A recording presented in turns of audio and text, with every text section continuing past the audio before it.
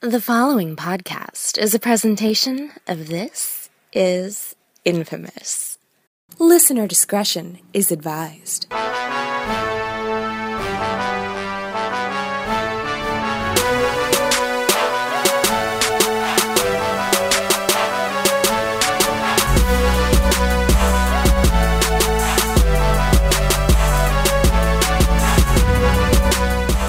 What's going on, ladies and gents? Thank you once again for tuning in to a brand new episode of Intelligent Wrestling Conversation. As always, I am your host, Billy Donnelly, here at the IWC podcast. And look, we got a stellar show on deck for you. Brian Campbell of CBS Sports will be joining me in just a little bit. We're going to be talking about WWE Extreme Rules. Later in the show, Tom Nix will be joining me. We're going to get into our homework about Evolve 85 and a little bit of slobbering over New Japan Pro Wrestling. But before we get into the meat of the show, I want to take a couple of seconds to apologize to you for what happened last week and the lack of Intelligent Wrestling Conversation podcast episode that I was unable to deliver to you. Now look, I would like to say that it was my fault and take ownership over that. However, the problem that existed last week is that my internet service provider, my cable company, AT&T, hit me with an internet outage of 3 days. 3 days that prevented me from delivering a podcast to you. Because I could have just started talking into a mic, but what would I have been able to do with it? I wouldn't have been able to upload it anywhere. I wouldn't have been able to send it out anywhere. I wouldn't have been able to put it up into any satellite anywhere. I would not have been able to do anything with it of substantial means to deliver to you a quality show.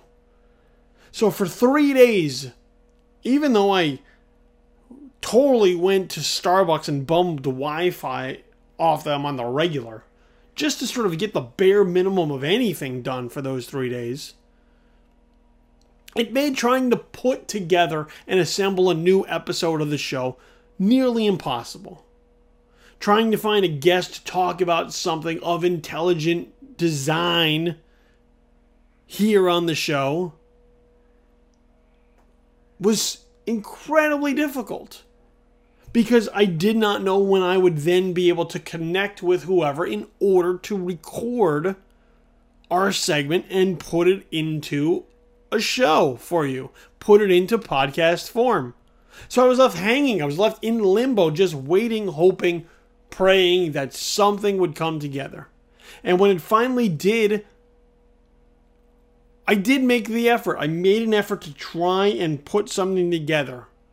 I didn't want to half-ass it, but I did make an attempt to try and get something going, to deliver a show, even late by our standards, to deliver a show to you last week.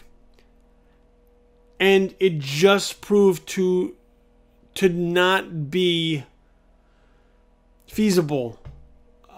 We reached out to several guests, and that late in the week, that last minute, we were just unable to pull the trigger on something that would have lived up to my quality standards for this particular show. So late last week, we made the call to sort of rain out last week's show. Not necessarily postpone it, because we're not pulling double headers here, but just to sort of rain it out, and we'd move on to this particular show. We'd move the homework back another week. We'd just move the discussion just further along in the timeline. So, look, I apologize, because I don't like missing shows unless it is absolutely necessary. I don't like just blowing off or skipping shows. I think that's irresponsible and sort of just immature to just say, I don't feel like doing a podcast this week, and not do it. I like doing these shows. I like teaming up with Tom to do these shows. I like teaming up with whoever it is we get to come on to the show on a particular week to do these shows. And I take this job seriously enough that I do want to apologize on behalf of everyone here at Intelligent Wrestling Conversation for not having a podcast for you last week. So while it is totally AT&T's fault, the buck does ultimately stop with me, and I'm sorry for that. I hope it doesn't happen again, and you know that I will always work as hard as I can to resolve and rectify those situations so that we continue on the up and up as this podcast progresses. So that's from me. I hope you forgive me. We will not forget AT&T though. And here we are. Here we are in this particular show. So one thing I do want to discuss real quickly before Brian Campbell does join me here on the IWC this week is I want to give credit is the wrong word, but I want to speak to sort of the power of wrestling and what wrestlers or sports entertainment or sports entertainers or superstars mean to their fans. We suffered a really horrible incident over in England not too long ago in Manchester with the bombing that took place there outside the Ariana Grande concert that took the lives of way too many young people affected by this, targeted as a result of this horrific incident. And the crew at NXT was scheduled to put on a show in Manchester this past week. And because of security concerns and what had happened not too long ago in Manchester, the decision was made for NXT to just cancel that show at this time. But what they did want to do is still go to Manchester and sort of do what they could to raise the spirits of that community. So NXT superstars were out in Manchester this week, visiting hospitals, visiting families, visiting children, visiting kids, visiting people who were affected by what happened in Manchester, trying to take their mind off their minds off their problems for just a little bit and put a smile on somebody's face and bring a little bit of joy into their lives when they're going through a very trying time. So I commend the NXT superstars who are out there doing whatever it is that they could do to just make the day feel a little bit better than the one before for people who are going through a really rough time with their community targeted for this heinous act not too long ago. I know Sasha Banks was on FaceTime with a young girl out there who apparently is a Sasha Banks fan.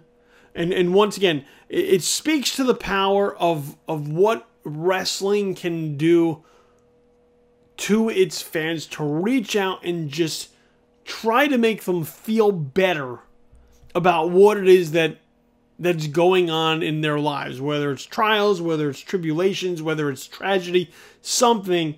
It's entertainment. It's there to sort of make you feel good. And these people in NXT and stateside here in the WWE have done, once again, another marvelous, magnificent job of understanding the responsibility that comes with their position, understanding the weight that comes with that position, and trying to do some good with it, at least this particular week. So my hat's off to the NXT superstars, to the WWE superstars who were involved in trying to make those people feel better over there. I commend them for what they were doing. And once again, just sort of speaks to the power of wrestlers and wrestling and what it does for people who are fans of it. And that's really all I sort of have to say about that. So, look, with that said, let's step into the ring for an intelligent wrestling conversation. shall we? All right, and joining us right now via the This Is Infamous hotline, you can find his work at CBS Sports, where he covers thoroughly WWE, MMA, and boxing. You can also hear him on the In This Corner podcast, formerly of ESPN and the Cheap Heat podcast. And be sure to follow him on Twitter as well at BCampbellCBS. Brian Campbell joins me here this week on Intelligent Wrestling Conversation. Brian, thank you very much, man, for carving out a little bit of time to talk wrestling with me this week. Oh, no problem at all. Love to add my name to anything with the word intelligent. You better believe that. Well, we did it to help us book guests.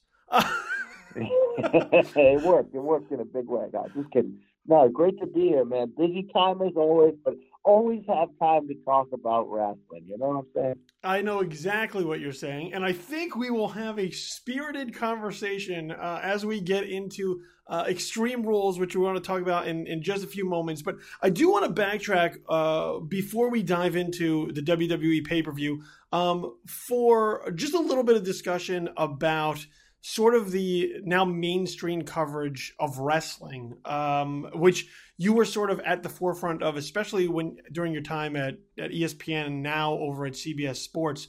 There was a time where these outlets would never touch wrestling. ESPN would never be anywhere near, wrestling. CBS Sports would never be anywhere near wrestling. But you were at ESPN really when the decision was kind of made to cover wrestling in a much more serious manner. So I guess, can you talk a little bit about how those conversations developed, and were you surprised when you were at ESPN at the decision to include wrestling?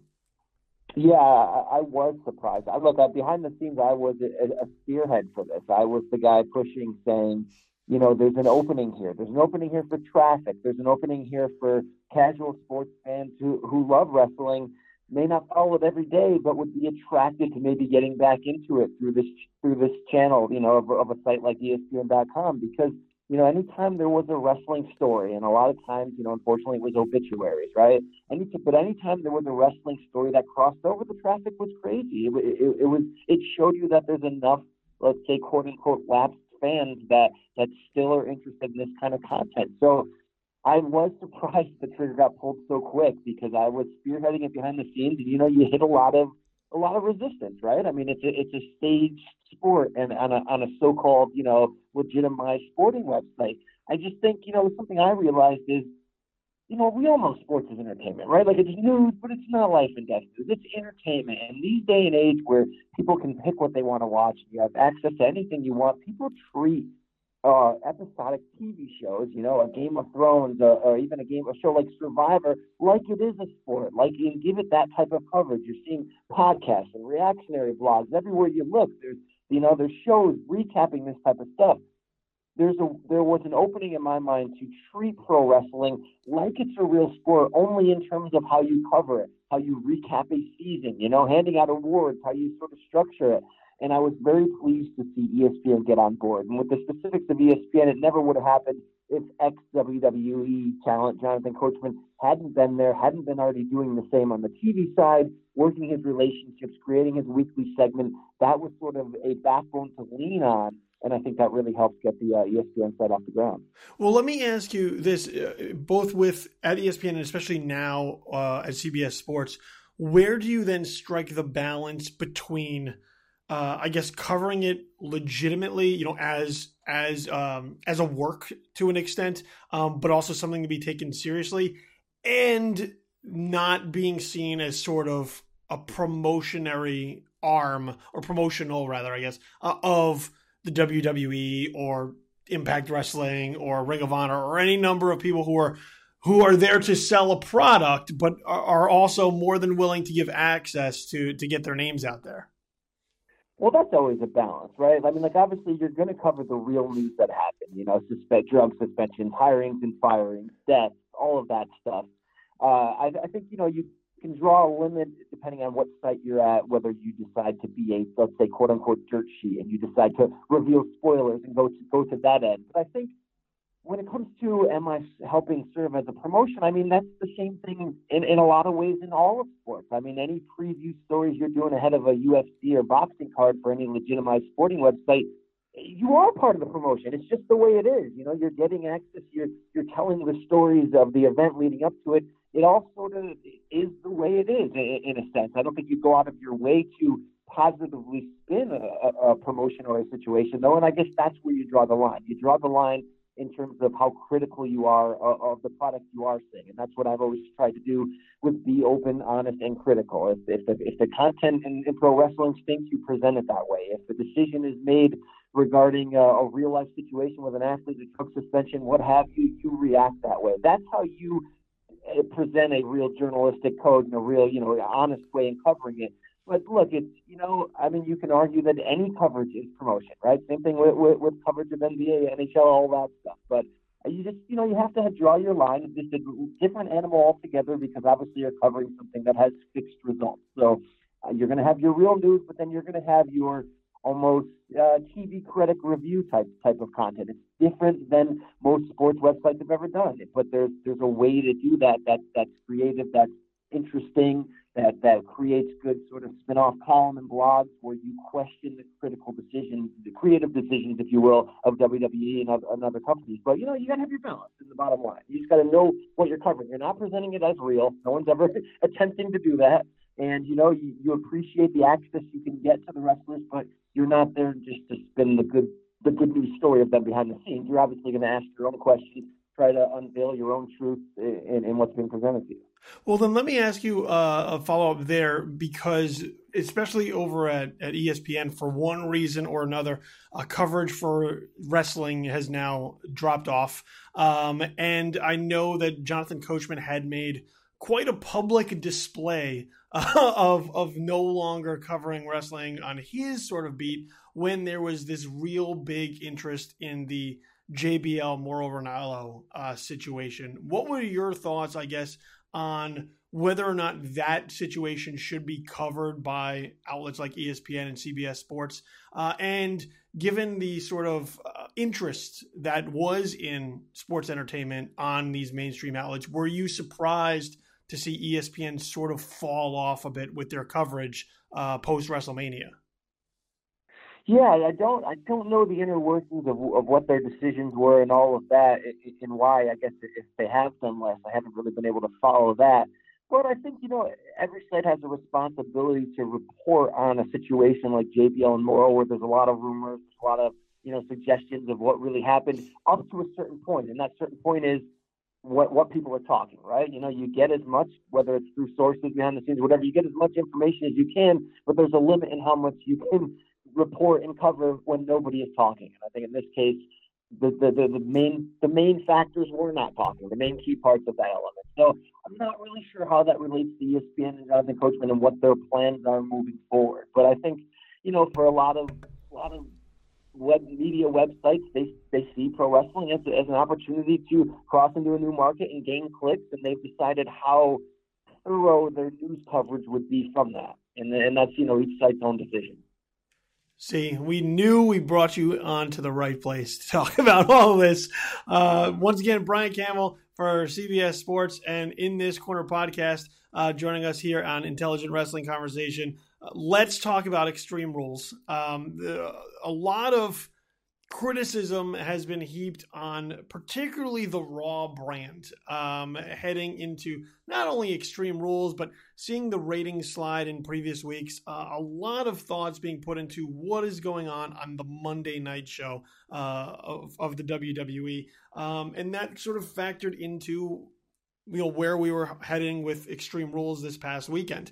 So I guess before we get into some of the matches and sort of what you thought of the card, heading into Extreme Rules, looking at sort of the build of to the show, looking at the matches on paper, what were your impressions of what we were going to get on Sunday night? And were you excited for this particular show?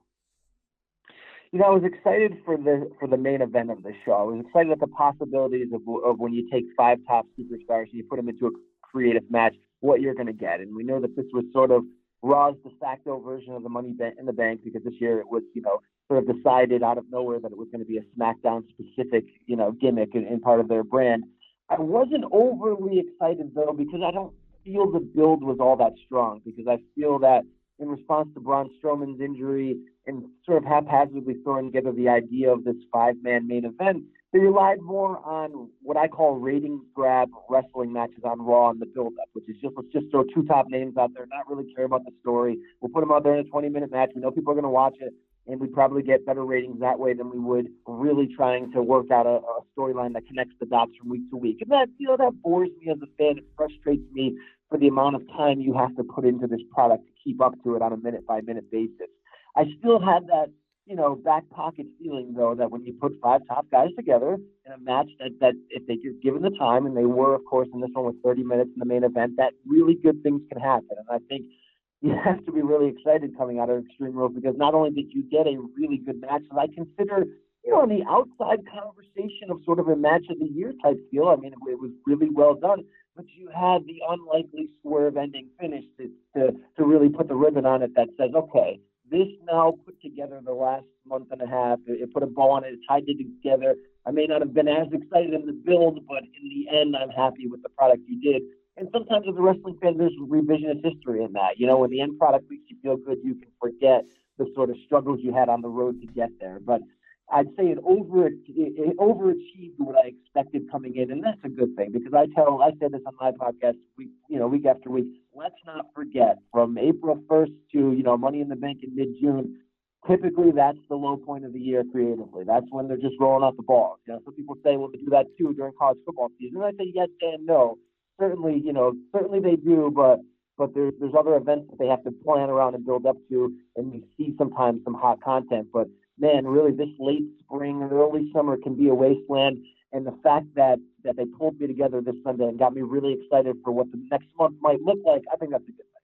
Yeah, see, I'm right there with you on the fact that building towards Extreme Rules really did not set my world on fire. I'm kind of over and tired of this sort of just round robin interchangeable main event where you just have the same guys constantly fighting each other one week after another, and it really doesn't mean anything other than to sort of get you to the next week.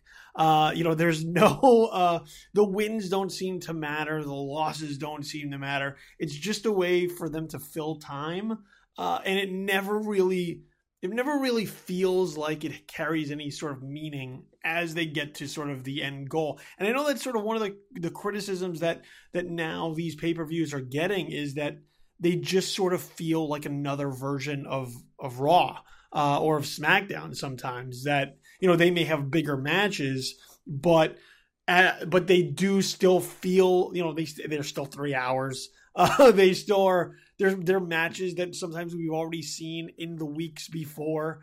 So yeah, I'm right there with you in terms of like the build towards Extreme Rules did not really do it for me. And I was kind of down on this, as I've been down on the Raw brand for weeks now, because it just feels like they're in a rut. I think is almost generous as far as creatively. You feel the pressure to be creative, right? There's no real competition. The only competition is themselves and the ratings.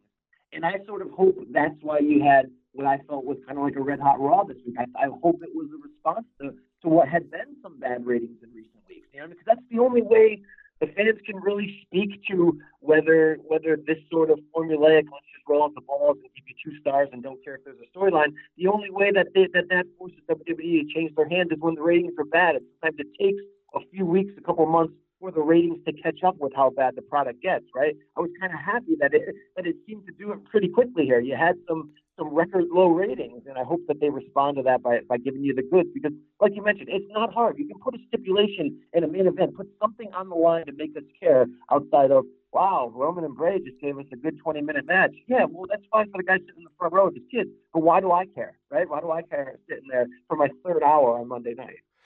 Before we get into the Fatal 5-Way, let me ask you a little bit sort of about the Extreme Rules moniker, because Extreme Rules as a whole really sort of came from the adoption of ECW when they sort of ran that as a third brand, and Extreme Rules was a way to sort of make their version of ECW a thing. But as we've gone now, it seems that they have fallen more and more away from actually being anywhere near or close to extreme. What is your thought process on sort of these pay-per-views, whether it's Extreme Rules or Hell in the Cell, existing and then sort of trying to wedge or squeeze matches into that format as opposed to it being sort of just in an organic rollout that fits the pay-per-view? Yeah, it's forced and sort of generic. I mean, like you said, extreme gives you the feeling of, okay, it's going to have to be extreme, right? ECW, it's going to have to be violence, it's going to have to be blood or crazy weapons involved. And then you're like, well, then you have TLC, which is really what that pay-per-view is. If you want to change the name and just say it's, weird stipulation pay-per-view, because that's all it really was. Every match had a different hook to it, and that's fine. But I think, to your point, presenting it as extreme is sort of false advertising. I always feel like they forced out the Hell in the Cell pay-per-view, which is sort of what you were saying, where, you're forcing yourself to use a cage in multiple matches when the storylines at that moment don't necessarily call for it. It's almost better that you go back to the generic Fastlane, Payback, Backlash, which really have no meaning. And describing a pay-per-view, heck, Great Ball of Fire, it's a ridiculous name that has no meaning to really describe a pay-per-view. But yeah, I think you're setting yourself up to fail when you do call something Extreme Rules, and there's nothing really extreme about it. No doubt about that. Yeah, I would be totally okay with just in your houses again. Let's just bring back the in your house whatever instead of only if they're giving away the house. All right, I'm old school. Only if somebody's getting a house at the end of it. That's the only way I'd sign up for it. Hey, I'm all for some little 8-year-old John Cena fan getting his first house because of this. That's fine with me. Hey, maybe it'll help drive up the ratings. I'm just saying. Time to get creative.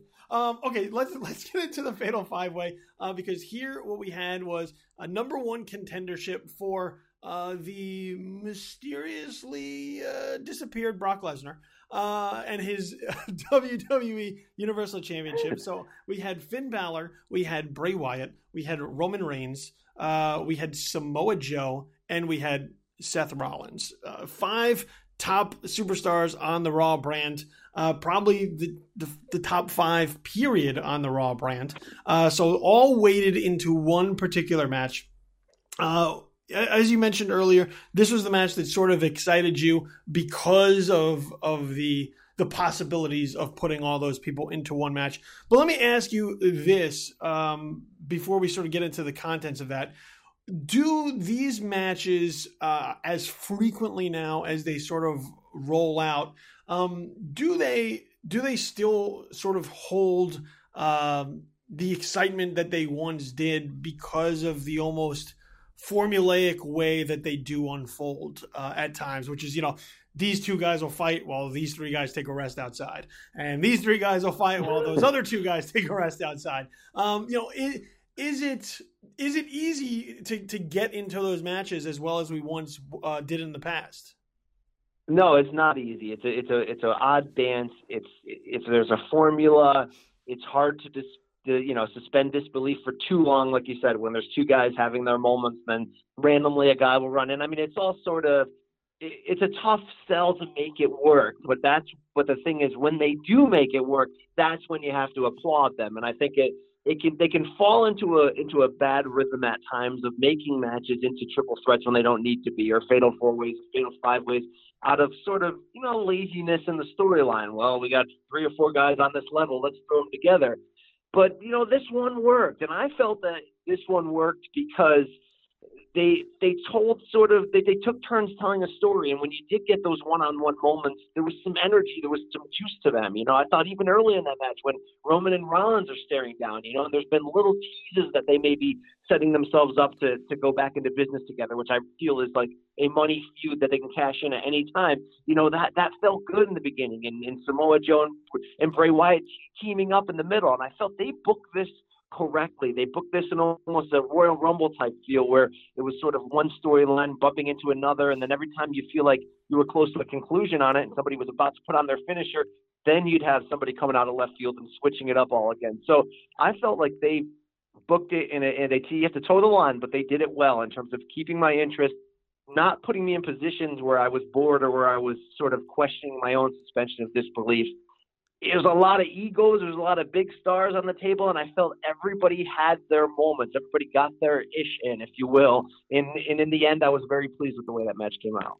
Yeah, I was really impressed with how much time was given to sort of just Samoa Joe, Finn Balor, and Bray Wyatt, who carried a lot of the meat of this match for a long period of time. And as a result, with Balor sort of coming back off the shelf recently and now, having to reestablish himself, and sort of the up and down of Bray Wyatt and his time in the WWE, and also Samoa Joe and getting him over as on the main roster and to WWE audiences as opposed to NXT. I thought they did a real good job of at least having those three guys sort of establish themselves as forces to be reckoned with, when we already sort of know what Seth Rollins can do. We already sort of know what Roman Reigns can do. But those three guys carrying a heavy weight of that match, I thought, when the goal of matches like this is to sort of have everyone come out looking good, I thought those three guys did come out looking the best of all of the five that were in the match. Yeah, no doubt about it. And like you said, that's got to be your goal. It's a tough dance to get everybody sort of over and not bury anybody and not expose anybody. And they towed that line perfectly. And then, sometimes you don't know the full end to the story until Monday night. So you only know so much at the end of Sunday. And I thought that when we did get to Monday and you saw the feuds that they had intended to spin off to, I was almost double excited. It almost made, in hindsight, the Sunday match feel even better, because I feel like they're going in some really strong direction in how they're spinning off of it. See, one of the things I saw coming sort of into this match, and then as this match played out, was, and this is sort of going back to the Extreme Rules idea of the night, with all the other stipulations and all the other matches that led up to this point, the Fatal 5-Way, I felt, was the first time all night that the competitors felt like they were putting themselves through hell in order to win their match. There was devastation. There was some blood there. There was definitely people hurting as a result of this match. And I thought this was the first time, and it sucks that it happens in the last match of the night, but that these people were laying it all out in order to win the ultimate prize of a number one contendership. Yeah, that's a good point. It felt sort of quote unquote real in terms of the physicality that they were doing, and I felt that tied in perfectly in how they presented that finish. When you had Seth Rollins, when you had Finn Balor, falling asleep, and not a guy you thought was going to win, and it sort of felt like a predictable ending, and suddenly no, he's fallen into the coquina clutch, and he doesn't tap out, so he doesn't look bad, and he sort of passes out in a way that felt real. It felt like MMA. It felt like he was caught from behind, but was willing to fight his way until he had nothing left to give. So I thought, again, they sort of put the bow on it at the end and tied that whole thing that you mentioned together very well. Yeah, there was a lot of thoughts about who was going to be the guy who gets the nod to face Brock Lesnar at Great Balls of Fire, which is hard for me to say without breaking out into uncontrollable laughter. But yeah, I know that there was, there's been thoughts about Roman Reigns and whether or not he's being saved for WrestleMania down the line. There were thoughts about whether or not Finn Balor would finally get the nod to fight once again for the title that he never lost. And then there was sort of this dark horse laying in the weeds as to whether or not it might be Samoa Joe, because since his call up, he's sort of been there. He's had this feud with Rollins. The Rollins injury sort of put a damper on where that was going a little bit. But he hasn't been necessarily in the spotlight as he was when he was down in NXT. He's been, they're trying to establish him, but he hasn't been sort of the guy. What were your thoughts, I guess, on the decision to give that that nod to Samoa Joe? And how do you think that the WWE works this moving forward, where it doesn't just feel like a filler on the way to SummerSlam? It feels like a legitimate match where Brock Lesnar could be in jeopardy. Well, the first part, I thought it was brilliant that they ended up going over with him, because you get the swerve. There was no reason to believe that he had a legitimate chance. If there was one of the five who you felt, even though prestige-wise he belonged there, but attention to detail in the storyline and leading you to believe he had a chance to win, no. And that's smart that they did it that way, because then the reveal meant more and felt better. And I think it came down to, in terms of who was going to go over, whether the setup for Great Balls is a one-off or whether this would be the beginning of a larger 3-4 month feud that goes through SummerSlam. And I think by Joe winning, it tells you it's the former. It tells you that it's potentially more of a one-off to save time for when Braun Strowman comes back and they have different plans for the future. But you still have to get that one-off over, like you mentioned, as Samoa Joe having a legitimate chance. And that's where Monday's handling of that was brilliant in my mind, because, Brock's a heel, right? But he's a beloved heel, so he can float between heel and baby, even though he's pretty much always acting as a heel. But to get Samoa Joe, a real heel, over as a believable heel who can take out this super heel in Brock Lesnar, you need to do something vicious that touches at your heartstrings to get you to sort of suddenly cheer for Brock to want to come back and get some babyface come up. And the handling of that on Monday night I thought was perfect. And putting Paul Heyman in the corner, letting him succumb to the coquina clutch, and the way that they handled it, because Samoa Joe wasn't this brilliantly booked on NXT the way that he is on the main roster. He's somebody who's exceeding my expectations there, because he's coming across as a real bully. His trash talk feels like real trash talk. It's different than the scripted nature of everyone else. So this was the perfect way to solve that problem of, if you believe this is a one-off, if you really read the deep dirt sheets and kind of read the tea leaves, then yes, this is the right way to make everybody care. We know it'll be a physical match between Joe and Lesnar. We know it'll exceed in that regard, but you have to build a reason to care, and you have to build Joe as believable, and having him take out the weak part physically of Brock Lesnar's package, which is Heyman, great on the mic, but obviously, doesn't match up physically. It now gives you a reason to care about Brock getting that comeuppance against him, and that's brilliant. And in the process, by allowing Samoa Joe into this one-off, you really raise his stock. I mean, he's looked so good as sort of the henchman to Triple H, which was his role when he first launched. But that feud with Seth Rollins was kind of feeling tired, and I felt they now have gone out of that perfectly without ending it, where they can, if this is a one-off, they can go back into Rollins afterwards if they want to, and it will still you'll still now care about that more because of allowing to see Samoa Joe in the spotlight like this. I'm happy altogether with how they're handling it. Yeah, the funny thing about this match is that it feels like something that previously would have been done only in NXT and not necessarily WWE.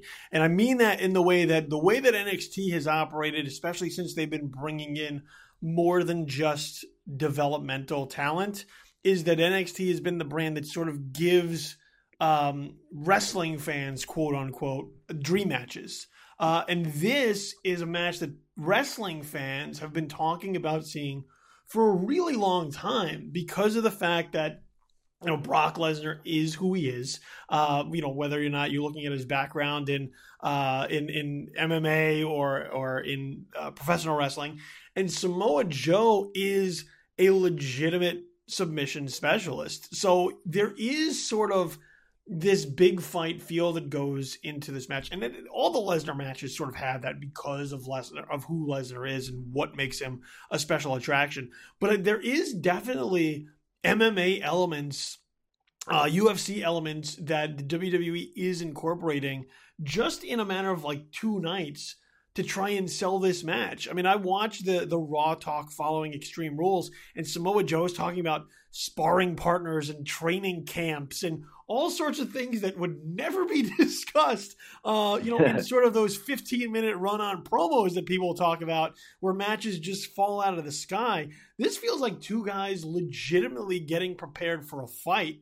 And I'm curious what your thoughts are as we, sort of looking into the crystal ball of Great Balls of Fire. How that pun worked out, I have no idea. But sort of how they present Samoa Joe in this match, because we have seen Brock Lesnar destroy Goldberg in short time at WrestleMania. An impactful match, but a match that also was only like 5 minutes.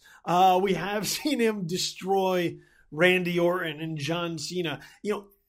Is it important for them to actually have Samoa Joe put up a real fight for Brock Lesnar in order for this match to feel like more than, I guess, just a one-off?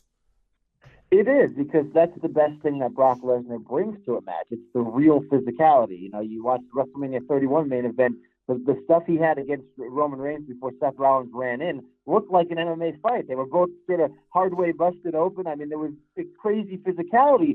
So you're going to get that from Brock, but you have to present a real life feeling that he could lose the match. And sometimes when he's against a guy like, let's say, Seth Rollins, who will look good flipping against him, flipping off and putting off these high-flying moves, you're not necessarily believing that Seth could actually defeat him in a real fight. And I think that they did well in that Randy Orton build to put over Randy Orton's RKO so hard to show you that would sort of be the great equalizer and how he would take out Brock. And I think they're starting to do the same thing here with the Coquina Clutch, which is, it plays into Brock's history in MMA, and it plays into the fact that there is a way that this giant beast can be taken down. There is a kryptonite. If you can get him behind in this choke, then anyone would succumb to that. And I think, it's really smart to go to the MMA angle in general here, because these aren't two guys that are high flyers that are going to sell themselves inside the ring. They're not smooth, savage steamboat guys that are going to, chain wrestle and give you that great dance. They're physical behemoths. So outside of just the fact that you want to see them run into each other a few times, when you underwrite that with some real MMA holds and some real life-looking fighting, it's something that's missing at times in WWE, to feel that it's a real fight, to feel that it could end at any point if somebody gets somebody on the chin or gets them in one of these equalizing moves. It's the opposite of seeing two high flyers kick out of each other's finishing move 5 times just to get the crowd to pop. It's a real fight. So, yeah, they've built a strong foundation to set that up. That's the best way to sell this. That's the best way to get over Samoa Joe's believable chances of winning it. That's what you love about a Brock Lesnar fight, that you're never fully convinced that he's not actually fighting for real. Like, even though he knows it's a script and he knows it's a work, that there's part of him that isn't trying to get revenge for something that happened earlier in the match they didn't like. You always sort of have that feeling when he's throwing people around with some Germans. I mean, it's the best part of what he brings. Yeah, that definitely does exist, is the fact that you believe that this guy genuinely wants to hurt whoever is in the ring against him. And it is one of those bummers that Brock Lesnar works a limited schedule, and as a result, we only see him, it's a double-edged sword, because you do want to see more of him. You do want that title to mean a lot. But at the same time, him not being around all the time makes, when he does show up, feel incredibly special. Look, Great Balls of Fire is not one that I think anybody was like, yeah, I'm looking forward to this pay-per-view. But I do think by having Samoa Joe and Brock Lesnar, especially as you mentioned with the build on Monday night of Samoa Joe looking like a cold-blooded, ruthless heel, that you now may get people who weren't interested now tuning into Great Balls of Fire. Look, we both agree on the Fatal 5-Way. I thought the match was really solid. We were both really high up on the decision to go with Samoa Joe. I think we're going to wind up disagreeing about some of the rest of the card, though. So I want to get into sort of, I guess, the opening, which is really what sort of set me off on the wrong foot with Extreme Rules, and that was The Miz versus Dean Ambrose for the Intercontinental Championship in the most unextreme stipulation match that could have possibly opened an Extreme Rules pay-per-view, a match where disqualification was outlawed, where if Dean Ambrose was disqualified, he would lose the Intercontinental Championship. And watching this match, I could not believe my eyes that this was actually happening. Now, look, there are all sorts of potential there for the Miz to cheat and screw over Dean Ambrose and work his heel tendencies and get him over in that way. But at the same time, one, you kind of make Dean Ambrose look a little bit like an idiot as he continues to go down the path of almost being disqualified. And then as we sort of move towards the finish, I thought that they really destroyed the credibility of their referee, who marched around the ring for 5 minutes before not calling for the disqualification that we all thought he was. And ultimately, The Miz wins the title and is once again the Intercontinental Champion. What were your thoughts, I guess, going into the IC title match and the ridiculous stipulation that they put on it? Yeah, I wasn't excited about that stipulation. I wasn't excited about this feud continuing over from SmackDown because you shake up the roster like they did post-WrestleMania to give a fresh feel, and this wasn't fresh at all to have these guys just pick up where they had sort of left off in January when their feud abruptly ended to allow Cena and The Miz to do what they ended up doing. And I just wanted it to end and the belt to go back on Miz in any form because, look, he was left out of the Fatal 5-Way in the main event picture, which obviously included Lesnar as well. So it sort of showed you, are they not caring about him as one of their top 6 superstars? So the way to keep him really important, to keep him mattering, is to put a belt back on him because I still feel like the work he does, especially in the dialogue segment, is as good or better than anybody in the company. And sometimes in a 3-hour Raw, you can get lost. We've seen it where on SmackDown, you get more time. In a 2-hour show, though, sometimes you get more time to work and more time to present yourself as a star. You can get lost on Raw. So I was happy just in general to have a setup for the belt to go back on Miz. But I will say, that 20-minute match, I wasn't against it for the same reasons that you and other people I talked to were. Yes, the credibility of referee John Cone was stretched in the fact that, he didn't believe when the Miz was slapped by Maurice that it should have been a disqualification, but then when he gets bumped into by Ambrose, something he didn't even see happen, so how did he know it was Ambrose? Suddenly he's going to ring the bell. But the fact that he didn't ring the bell, I think for me, did enough to stitch everything back together and save it. And I like that for as many times as they teased that Ambrose could lose the title due to a DQ that he didn't deserve or didn't earn, the fact that they didn't end it with one was enough to satisfy me. Maybe I was blinded that I was just so happy to see the belt go back on Miz. That's probably true, but I felt that it was a smart way to open the card with this involving 2 stars. You're going up against the NBA Finals. You give them the time to do a good match. I felt like in the end that the IC belt mattered again because of this, where I felt like on Ambrose's waist, it hadn't so much recently. And you mentioned, you kind of make Ambrose look stupid. Well, that's sort of who his character is, right? He's like this lovable goofball, not a lunatic fringe anymore because they don't say it. And if you go on WWEshop.com, you can get the last remaining shirt that has the word lunatic on it for about $4.99 right now. So it looks like they're going away from hey, this guy has mental problems, just to he's kind of a lovable loser, just like a garbage man, and he's kind of fun. And I wasn't as mad at that. Look, it wasn't extreme. It didn't fit into the extreme model. But you know what matters to me? Miz with the belt. And how they continued it on Monday in a segment that could have been a train wreck, yet ended up, for me, I popped huge. I thought that celebration was great. I'm excited now moving forward. I'd like to see Ambrose and the Miz separated, but as long as Miz has the belt, I'm happy. I mean, I will agree with you with the finish. I can't knock the Miz as your Intercontinental Champion. He is a tremendous heel. He is probably one of the best heels that they have in the company, period. And a lot of it comes off from his personality. He's a solid worker. He's never going to put out like 5-star amazing matches. But he's a guy who makes you want to see him get his ass kicked on a regular basis. And that's what you want your heel to be. You want people to pay to watch that guy lose. And yeah, I would agree. I think having the belt on Ambrose, whether it was the U.S. title before or the Intercontinental Championship now, it sort of just felt there. It wasn't really doing anything. It sort of was a wasted opportunity.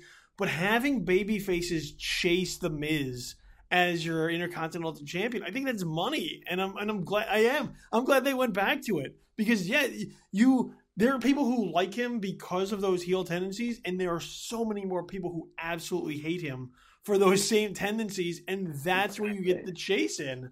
So yeah, I would agree with you that putting the belt back on Miz is, I'm all in favor of that. I just wish we got there, in a slightly more credible fashion, I guess.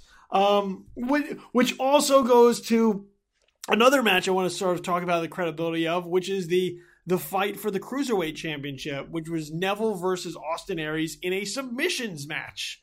This was sort of, I guess, going to be the blow-off of their feud unless Austin Aries captured the title, and then the feud, I guess, would continue. And look, the 205 Live and the Cruiserweight crew they face an uphill climb. As you mentioned, it's very easy to get lost on Monday Night Raw. The 205 Live show on the WWE Network isn't exactly setting the world on fire. I thought this match deserved more reaction than they ultimately got. But let me ask you this question. Why is the referee threatening disqualification or countout in a match where only submissions win? It's hard for me to wrap my head around. These guys were fighting. That was a big theme I saw a lot of people get mad at. And look, I'm always against WWE for the lack of attention to detail for some of these things. Where even when you saw that in the steel cage match, I thought with Jeff Hardy, sort of, he was out, he was in. Does this matter? Does this work? Yes, I get mad at that. In this case, I wasn't so mad at that because to me, it just felt like the stipulation meant that if you were going to win by pinfall or submission, you couldn't win by pinfall. It had to be submission. So the other factors are still in place. The factors that you could be counted out, you could be DQ'd for cheating. And I think keeping the DQ element was important to me because Neville had sort of cheated in his first two victories. One by poking Aries in the eye at WrestleMania when the referee didn't see it, and the second time by straight up cheating to keep the belt. So that didn't come back into play. I was fine with that. But I thought the match was great, and I thought it was a great blow-off to the feud, which had been, under the radar, maybe under the radar because the purple rope treatment, a lot of people have a problem with. They feel it waters down the value of these performers and what they're doing. I'm a protector of all things Cruiserweight because I think that show, when it does do well at times. It does really well at times. I think a lot of people missed it because they look too hard at the things they don't like about it. But I think that if you're going to set up Aries to go to the main roster, and I haven't read anything that confirms this, I kind of get the feeling, what he's done in TNA, for a small guy, he can work very well. We know he can talk incredibly well. If you want to launch him back into the main roster, this was the best way to do it with this feud because it came out as so incredibly credible against Neville. And he never really suffered a legit loss, right? This one was the closest one to that. I guess this was a legit loss, but he looked really well in doing it, and he still forced Neville to tap out outside the ring. I'm not always for protecting somebody for no reason, but I felt in this case it really sort of worked, and I feel like there's no one that has looked stronger in defeat than Austin Aries from these 3 or 4 pay-per-view matches, and I just kind of wish sometimes that the highest level of the Cruiserweight division would get more love because some of these guys are really selling out and doing great stuff, and I'm really excited about Neville and TJP feud moving forward from there. Yeah, I think Austin Aries has looked his absolute best, period, in this feud with Neville, and that's since he's sort of signed on the dotted line with WWE. I think this has been his best, since his time down in NXT. I think this has been his best since now being called up. I think this has been the best Austin Aries that the sort of WWE NXT universe has had a chance to see. And I think I would agree with you that these matches have sort of just been written off as, they're the Cruiserweights, or they're the 205 Live. I don't really pay attention to those guys. But I thought they've put on really stellar matches all 3 times, including this one. And that's why I said I thought this match deserved way more reaction and attention than it wound up getting with its place. The placement on the show right before the main event is also a little bit of a tough sell too. And I think, that was another one of those situations where they were sort of set up to fail. But I thought that, as I mentioned, that match sort of continued a theme throughout the rest of the card, which is that rules don't matter. We're just going to make up the rules as we go along. The announcers don't seem to know. The referees don't seem to know. Nobody seems to know. And as a result, it's confusing as a viewer to watch when you're not really sure how the matches are supposed to end up, or the stipulations are supposed to be laid out, or what the rules are. And you brought up sort of the steel cage match, which I thought was also a perfect example, where you had the Hardys defending their titles against Cesaro and Sheamus, where the idea was so pinfall and submission inside the cage were out. That inclusion of the cage match was out. The only way to win this steel cage match was for both teammates to have all feet touch the floor on the outside. So 4 feet of a team had to touch the outside of the floor, outside of the cage onto the floor in order to win the match. And you had Jeff Hardy, who early in the match manages to escape the cage, which is not a real good deal for his brother, who then has to suffer a 2-on-1 beatdown. But then when he then later decides to re-enter the match to help his brother, somehow his removal from the cage was negated, and now he's back in play. Yeah, I don't really have a question for that. Look, this match was more entertaining than it made sense. And in some ways, this whole card was. But this match specifically, you had to really just sort of swallow some bad food to really enjoy it. And you should have enjoyed it because the big spots mattered at the end. The crowd was on fire. All good in the end. They set up sort of a finish where you're, a nail-biting finish of who's going to touch first. I'm just sort of done with that. And I know it's always been sort of a WWE-only thing to have these cage matches where the door is in play. And I never liked that suspension of disbelief because you're like, why don't you just drop kick somebody to the other side of the ring and then run out the door and you win? You know what I mean? It's sort of like, I've never liked that. I didn't like that they didn't fully explain, well, that Jeff is out. Does that mean he can't come back in? And if he comes back in, does that cancel the fact that he's out? It was sort of too much of a gray area for me. While they pulled off the finish well, if you didn't know who was going to touch first, it's just sort of, again, if that door could have been kicked open at any time and he could have left, why didn't you just leave whoever was closer to that side of the ring right off the start? I'm kind of just done with that stipulation in general. And, one of those where, hey, it was good, one off. I don't really care moving forward. I'm kind of happy that the belts are on Cesaro and Sheamus because they're overachieving in their heel role right now. So to put it back on them, that's just fine.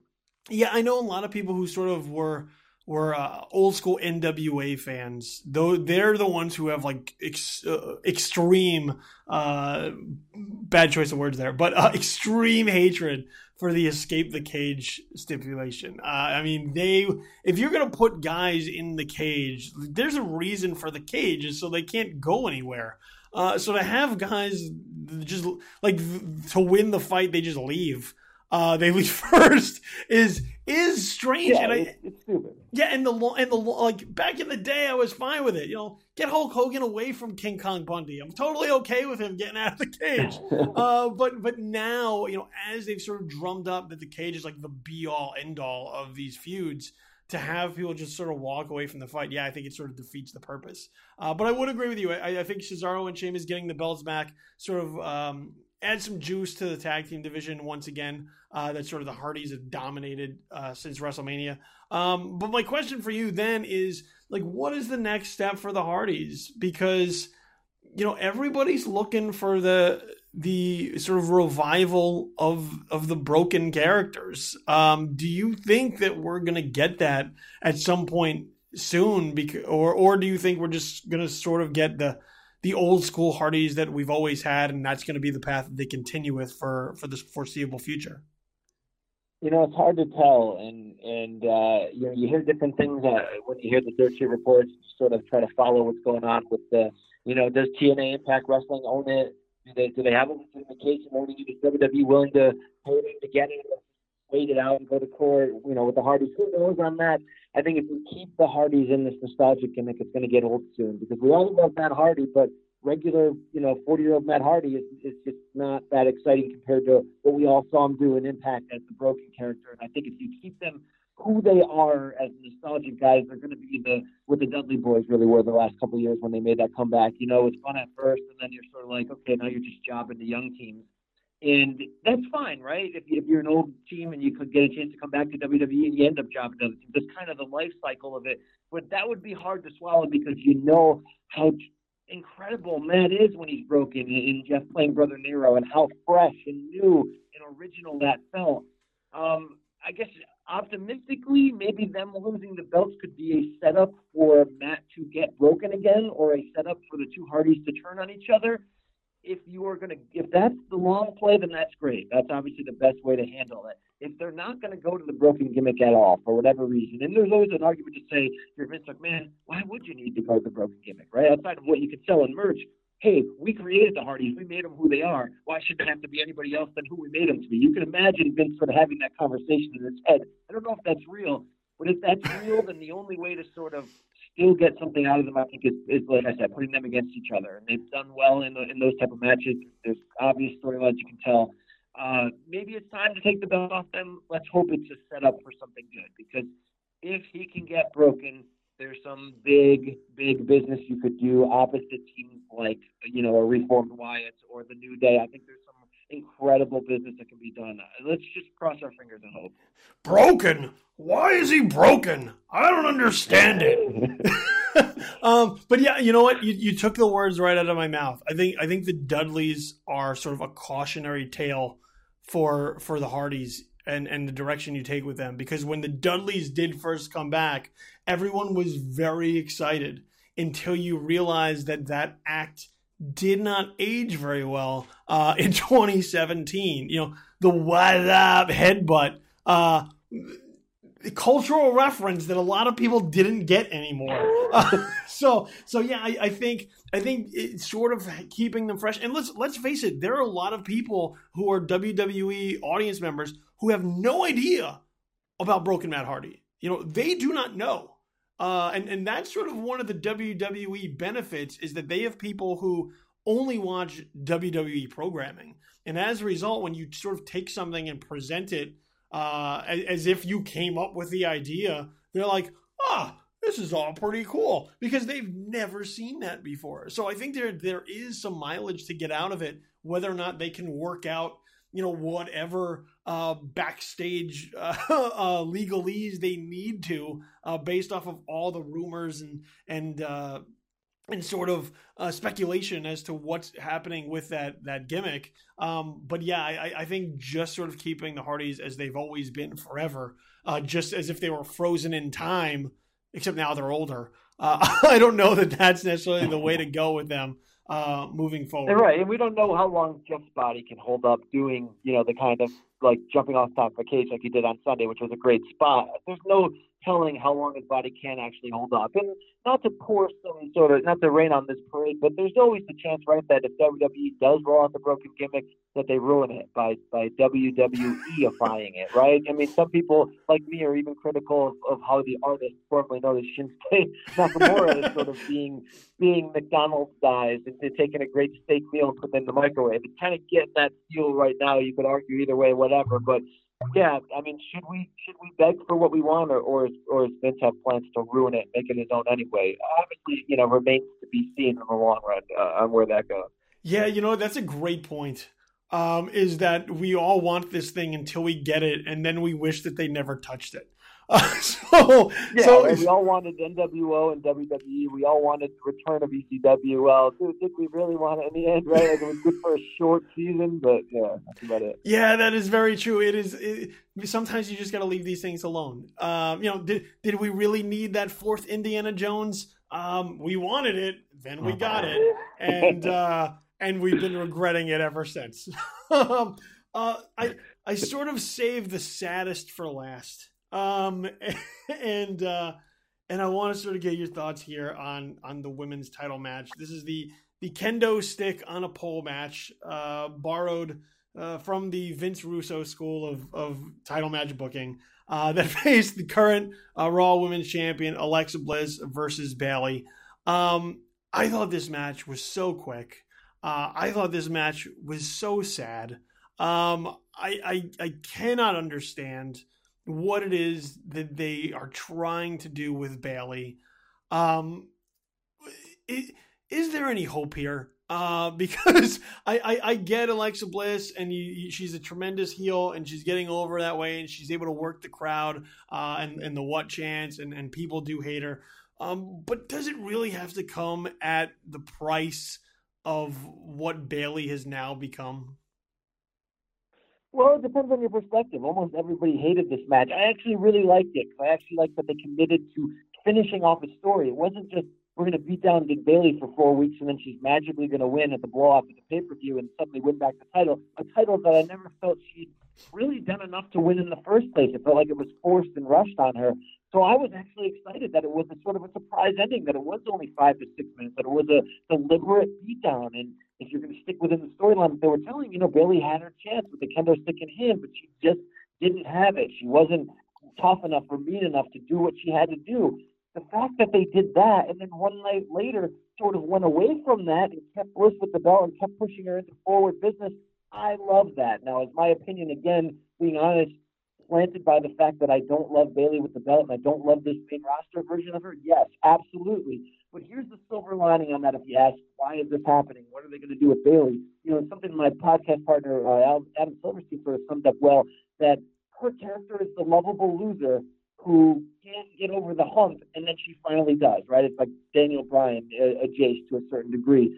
They didn't push her as that on the main roster. She came right on, got a huge pops out of nowhere, and sort of fell into the belt out of nowhere. That's not the Bayley story. The real Bayley story is going to probably have to see her lose for a while, have to see her question herself, have to see if she can put on a run and put it back together. So if they're going to do that and sort of tell her story the right way, then this to me is the right foundation night. You got called up once, you had a hot moment on the top, and then you lost it, and you weren't as tough as you thought you were. So maybe I'm seeing too much of the big picture, or maybe I'm just anti-Bayley and I'm not a hugger, and all those could be true. But you know what? It was different, and the ending made me happy, because too often somebody gets the belt lately where they don't deserve it. And yes, I'm talking about Naomi on the SmackDown side. Yes, I'm talking about when they broke Charlotte's pay-per-view streak for no reason. You sort of just left going, did that have to happen? Why did that happen? Well, this actually happened within the flow of the storyline, and to me, it made sense, and it was the only thing extreme on the whole evening. You saw the pictures of Bayley's back afterwards. That was the only thing that was actually extreme. So you can only rate a match like this so high when it's 5 minutes, but I was happy overall with what I saw. Yeah, you know what? I think that's a real interesting point about sort of where the future of Bayley lies in sort of having her hit rock bottom before you build her back up. The only problem I see with that is like starting her so high up the mountain before you hit rock bottom to build her back up, because you know, yeah, when she was down in NXT, that was the underdog story. It was very much the Sami Zayn. It was like exactly the Sami Zayn story down in NXT, which is this guy who wanted to reach such heights but couldn't do it. And Bayley was the same. And you sort of work through the trials and tribulations for her to get there. And I would agree with you wholeheartedly, 159%, that just bringing Bayley up to the main roster and saying this girl matters and putting the belt on her right away was a horrible play. Because once again, as we've seen, the WWE universe is not the NXT universe. Those people do not watch all of that programming. So to sort of just hope that the shorthand carries these characters through when you bring them up to the main roster is sort of a fool's error, because they don't get it. They see this character and they go, oh, she's colorful, she's got this music, okay, she's giving out high tens and is hugging, but why do I care? And I think that's one of the mistakes that they continue to make in sort of their main roster transitions, is assuming that people know who they are and caring immediately about them. And I think that has been one of the downfalls, definitely, of Bayley. Also, just sort of undercutting, I think, a lot of what her character is. You know, she is the honest, sort of honorable, noble hero that people want, and sort of cheating to get the belt, or sort of now going to the kendo stick. It doesn't feel consistent with what made Bayley so awesome to begin with. So I do think that is an interesting point about trying to now send her back down the mountain so she can build it back up again. But it just sort of makes me sad as a Bayley fan to sort of have watched sort of this misfire out of the gate, rather than just start her low at first and build her up along the way. I think they sort of reversed this one as backwards in order to make this happen. But yes, I do think that's an interesting point. So that is something to see. One more point I want to make before I finally let you go. I thought the match of the night, and I'm curious to see what your thoughts were on this. I thought the match of the night was the one match that was not even on the Extreme Rules pay-per-view card. And that was the pre-show match between Kalisto and Apollo Crews. Two guys that right now no one cares about. Nobody cares about, really. They go, Kalisto, and Apollo Crews, the guy who's just happy to be here, but who has no real character. But I thought, at least athletically, they put on a really solid match. I thought by having the only match on the pre-show they were able to get a lot of time to sort of work their spots in, sort of work in some ring psychology and make the most of their slot. And I found that Kalisto versus Apollo Crews, surprising even to me, was the match that entertained me the most over the entire night. Well, it certainly overachieved, and it certainly relied on the physicality. I thought it was way better than it had any right to be, just in terms of physically watching it. And I think that's the right type of match to get the crowd going on the pre-show. So it was weird that they added it only like 5 hours before the show started. It was weird that the finish was really a Raw finish. It's really a recycling of the same finish we're seeing week to week. It's sort of like, I loved when Darren Young came out with Bob Backlund last year, but then it went nowhere and it disappeared. And that's sort of this Titus brand thing, which, it's not like it's going to go to the top, right? But I like when they put some details into a mid-card feud where there's an ending. You just don't feel like there's an ending with this one, that it's sort of like, let's rewrite the same thing each week. That might be down, but I couldn't agree more. Overachieved, got you pumped up for the beginning of the night, and you relied on the strength of the two guys, and that's, the flips. That's the fun stuff. So well done on that. So, Brian, overall, Extreme Rules, top to bottom, start to finish. What were your thoughts sort of coming out of this pay-per-view, how it played for you, and ultimately what they were able to achieve with their booking and sort of all the creative decisions they made? I thought it was a real success. I thought having only 6 matches on the main card was a nice, refreshing change. You allowed time to certain matches. You allowed the main event to be everything it needed to be.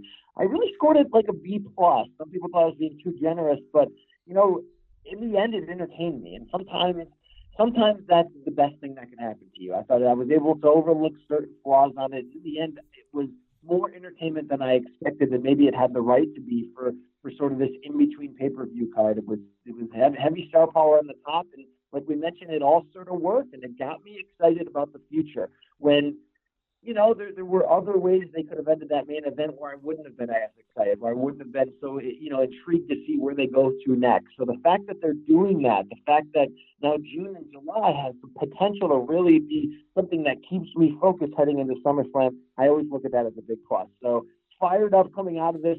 I think the recent poor ratings on Raw have the potential to really spice up that show. That's what you want. You want them to have a reason to put their best product forward. And sometimes with the lack of competition, with the way that they're not relying on pay-per-view money anymore, it's just all about subscriptions. They don't have that push to do that.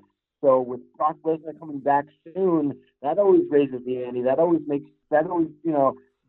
bumps up business. I got a good feeling about where we're headed. SmackDown, I'm fine with them. They're always giving me a good product. We need Raw to succeed for the whole product to feel like your investment each week made sense. They're starting to do that. I'm excited about it. I thought we had the start. I thought we had the finish. And for me, just too much WWE logic in the middle. That I walked away from this one extremely disappointed. And I know I'm definitely not the first person to use that. But look, I do think that moving forward towards, God, I can't believe I got to say it again.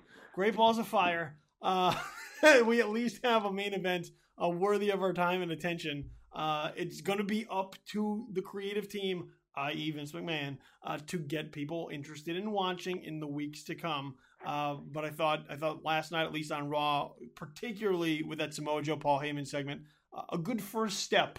Can they take good second, third, and fourth steps? We'll find out. But it'll be interesting to see where we're heading, like you said, throughout the rest of the summer. All right, Brian Campbell, man, make sure, get all your plugs in before we go. I don't want to miss any, so get them all in for me so that everybody knows where they can find all your amazing work. Yeah, follow me at B Campbell CBS on Twitter. You can see my work at CBSSports.com and check out my weekly podcast 2 to 3 times per week. It's called In This Corner with Brian Campbell, giving you the latest WWE, boxing, and MMA. A lot of big-name guests, a lot of good stuff coming your way. So thanks so much.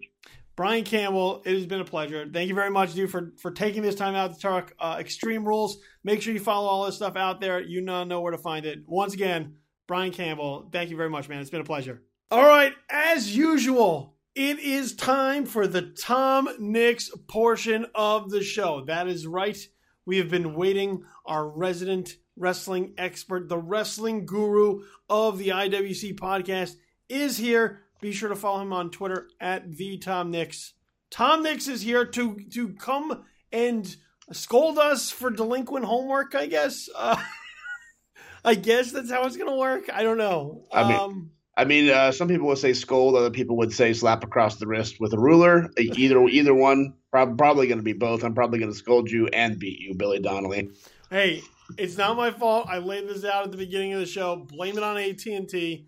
They screwed the pooch. Internet outage made it that the homework was late. So I didn't. This isn't like one of those bullshit like the dog ate my homework, which I don't think any kid has ever used ever.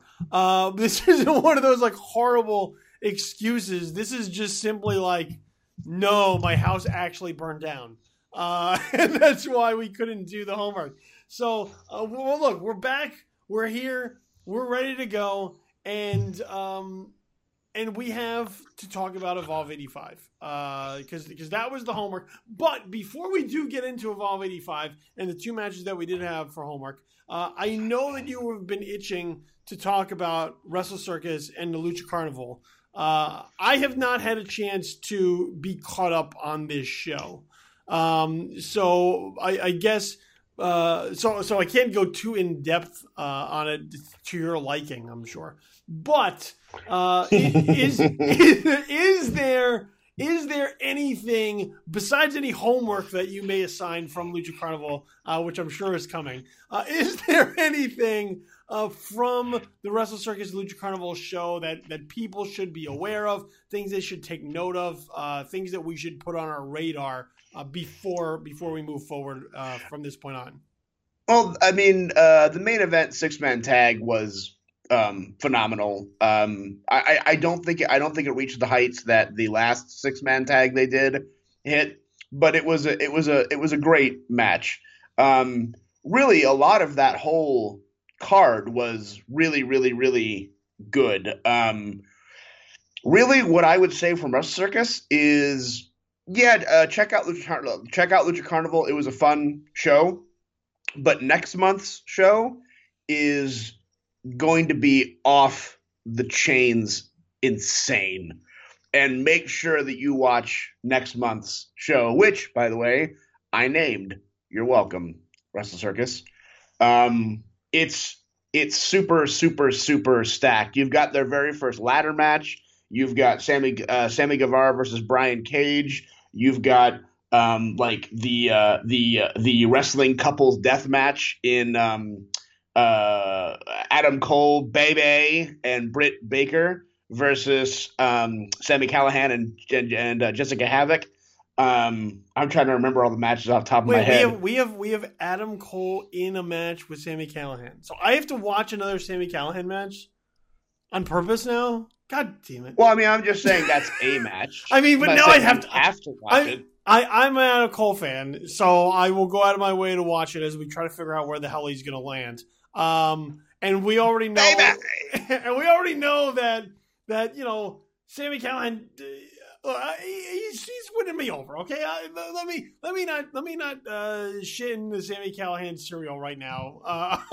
I'm just okay. I'll take it back. I'll take this one back. I'll go in with an open mind. Okay, we'll put it that way. But yeah, I mean, like I said, like the first ever ladder match where the winner gets a guaranteed title shot. They're kind of treating it like Money in the Bank, where you can kind of pick whatever title you want and claim it whenever you want. Now, I don't know if that means you can run in during the middle of a match and have a match, but I feel like you could probably declare it whenever you want for the next month's show. I guess we'll find out as we go along. But regardless, the next month's event, it's called Dive Hard with a Vengeance. You're welcome. Oh, very nice. That's my name. I hope you got a little kickback on that. I don't know what I got. I entered a contest to name it. The fans voted on it. They picked mine, and I haven't heard anything about winning a prize. I just think it's cool that the thing that I made up will be on a poster. That'll be neat. But like the Lucha Brothers are back. OI4K is back. They're Jeff Cobb versus Scorpio Sky. Like they're pulling out all the stops for this event. So yes, go check out Lucha Carnival. It was super fun. There's a lot of cool new people that normally don't get any exposure. in Texas because they're, or at least not in this part of Texas. It was a fun show.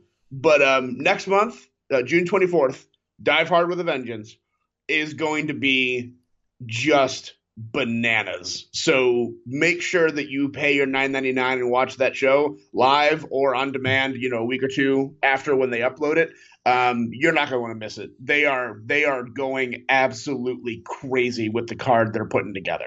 See, Tom, I got to give you some credit here for this Die Hard with a Vengeance. Being a monumental Die Hard fan to begin with, even though Die Hard with a Vengeance is not my favorite, but you got a lot of possibilities moving forward now with the Dive Hard.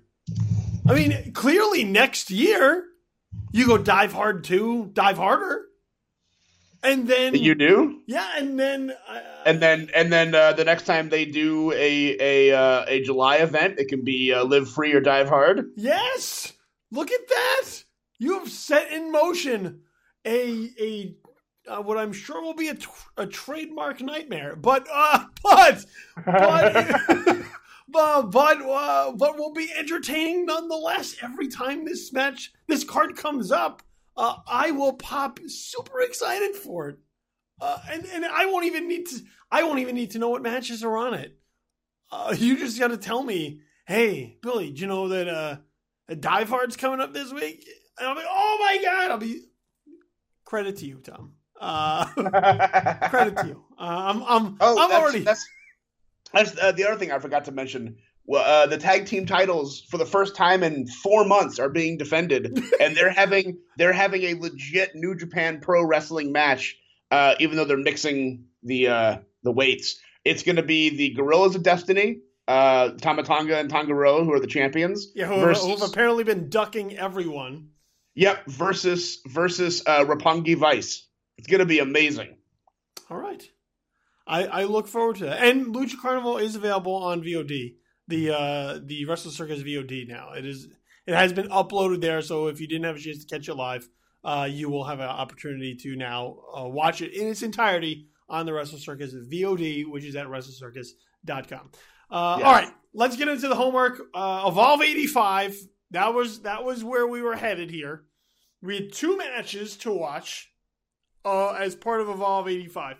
Now, you went kind of the middle of the card, not towards the main event, which is where we have a tendency to hang out sometimes. You went right to the middle of the card, the meat of the show, to pick these 2 matches. So the 2 matches that were lined up for homework this week, or last week, which we're now carrying over to this episode, is Kyle O'Reilly versus Hot Sauce Tracy Williams. Yeah, Hot Sauce. And then the second match that we watched was Fred Yehi versus Keith Lee, with the stipulation that if Keith Lee had won this match, in addition to the match he won the night before at Evolve 84, then he would get a chance to choose which belt, either the Evolve Championship or the WWN Championship, that he would then be the number 1 contender for. So those were the 2 matches that we were assigned to watch for this week.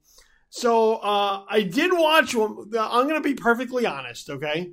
When I first tried to watch both these matches, in the midst of watching them, I did fall asleep at one point. Now, that doesn't mean that it is against either of these matches. I was really tired. So it took me a little bit of time to get through both matches because I wanted to be of sound mind and body and clear head, just total clarity as I watch these matches so that I could come at them from a good place. So let's start with the first match chronologically on Evolve 85, which was Kyle O'Reilly versus Hot Sauce Tracy Williams. I found this match to be sort of just okay. All right. Yeah, now I know that you presented this match to me because this was a real wrestling match. You know, this is one of those sort of like Bret Hart matches from a long time ago. Lots of trading holds, lots of attempts at submissions. Just real mat grappling action going on between Kyle O'Reilly and Hot Sauce Tracy Williams. And what I found as I watched this match was Hot Sauce Tracy Williams really could not get into this guy. Not one bit. Kyle O'Reilly, absolutely. There's a look to him. He seems like he's walking a fine line between a guy who's all there and a guy who has a few screws loose. But also just a tremendous tactician, able to sort of chain wrestle, lots of ways to counter moves and move into different submissions. Looks like a guy who sort of, if you put a little bit of a character spin on him, could really get somewhere in addition to what he's able to do in the ring. Hot Shots Tracy Williams, though, didn't find any of that at all. Now I know he's the leader of Catch Point. I'm corrected? That is correct. Okay. What I found to be incredibly problematic with Hot Sauce Tracy Williams is that this guy cannot strike for anything. Strikes were incredibly just weak is generous. Tepid might be a little bit more on the nose there. But as a result, when I'm watching guys in the ring, even in a situation where it's a lot of mat wrestling, at some point that's only going to take you so far. And a guy's got to be able to just lay a good right hand into somebody in order to maybe sort of turn the tides.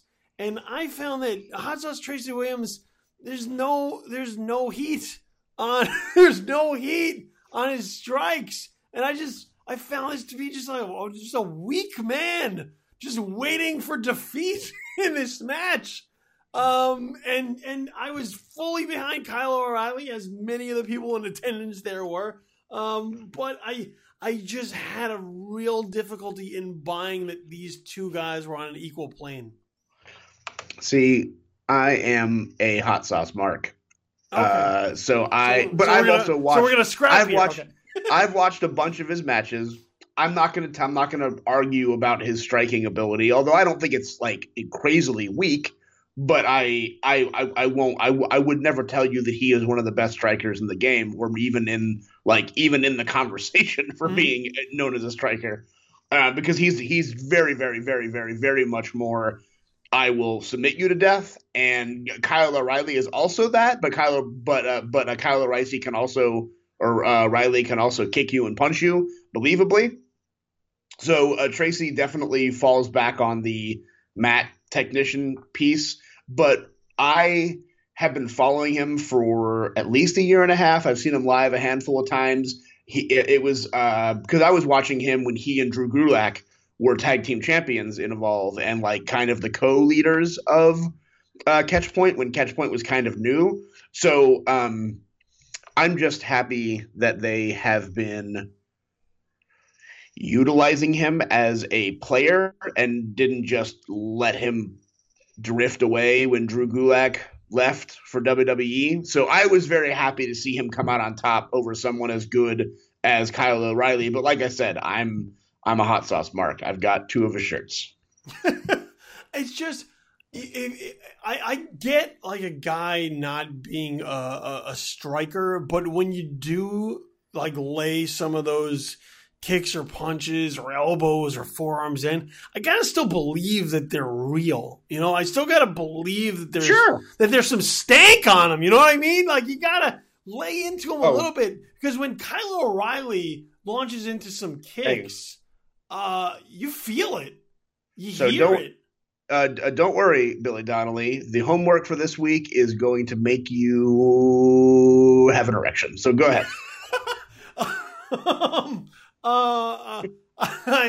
I don't even know what to do with that foreshadowing. You don't know what to do with an erection? It's very simple. No, I know what to do with it. I just you caught me off guard with that. That's gonna be the result of the forthcoming match. Okay. Listen. I know nothing gets you off more than 2 men hitting each other as hard as they can. So I'm gonna make sure that you get your jollies, Billy. All right. Woo. Well, this show took a strange turn. I mean, look, I did like Kyle O'Reilly coming out of this match. I do like what he sort of brings to the table. For a guy whose nickname is Hot Sauce, though, it's kind of bland. Like I said, to each his own. I will totally agree with you that he is not a great striker and just can't compete with Kyle O'Reilly in that regard. But I think from a technical standpoint and from a psychology standpoint, he is absolutely fantastic. And I'm glad that he's training people in that regard. Like I said, is he the most well-rounded wrestler? No, he's really not. He's got a specialty and he sticks to it. And there's things that he needs to work on if he wants to be the quote-unquote total package.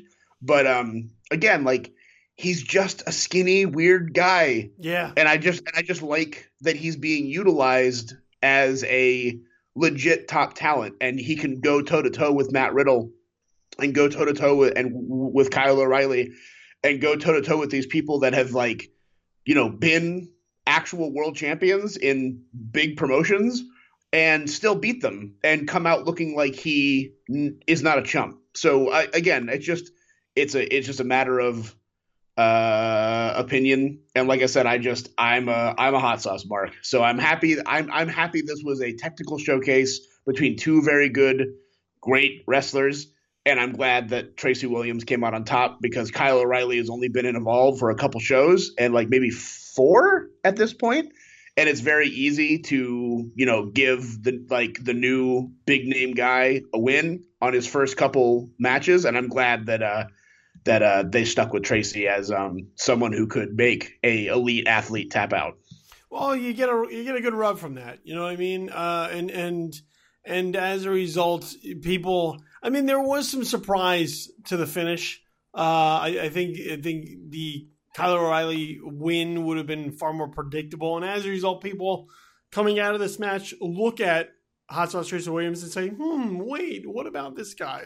Am I missing something? Is he now a player?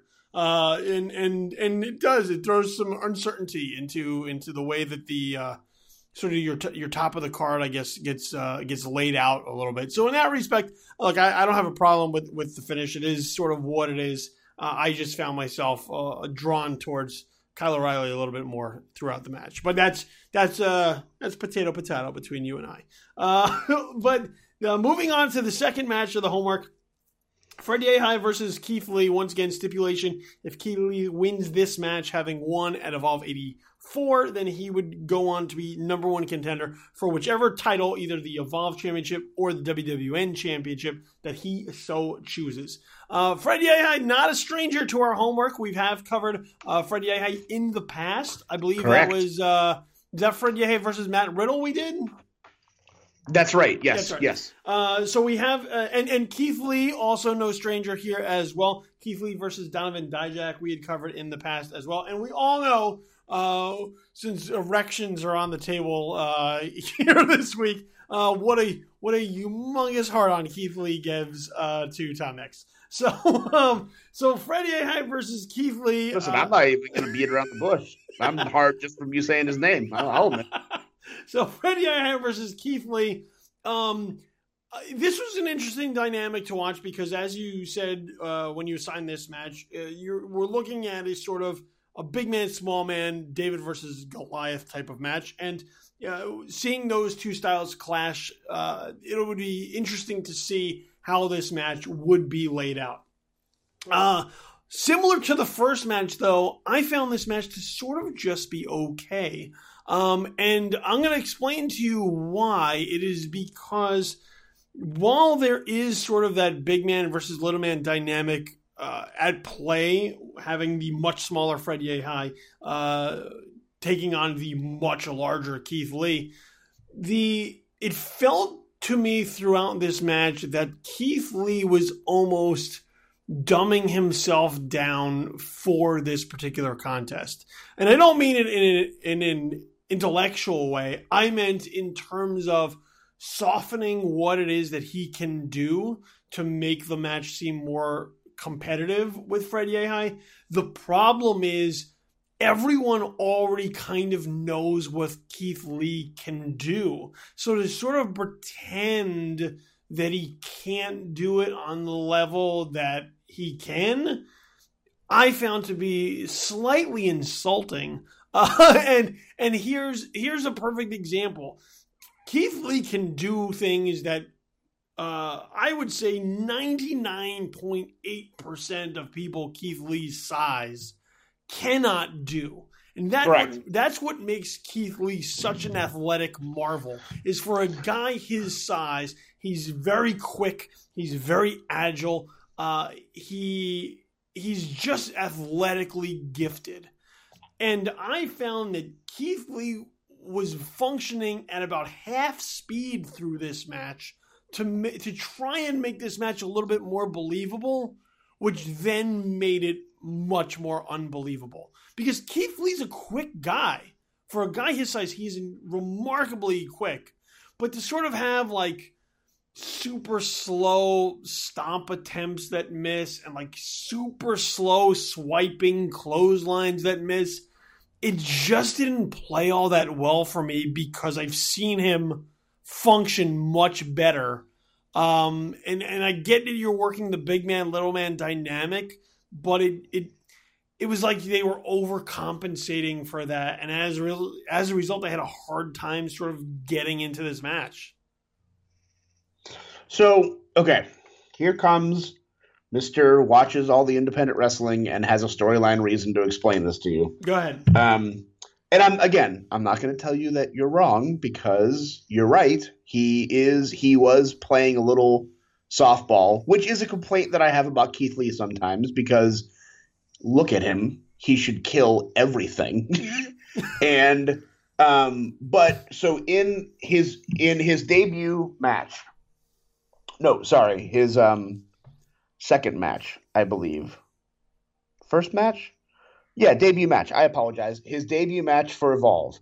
He wrestled Chris Hero in Chris Hero's last weekend on the Indies. And it was the match where they ripped the ring apart because they had a shitty ring.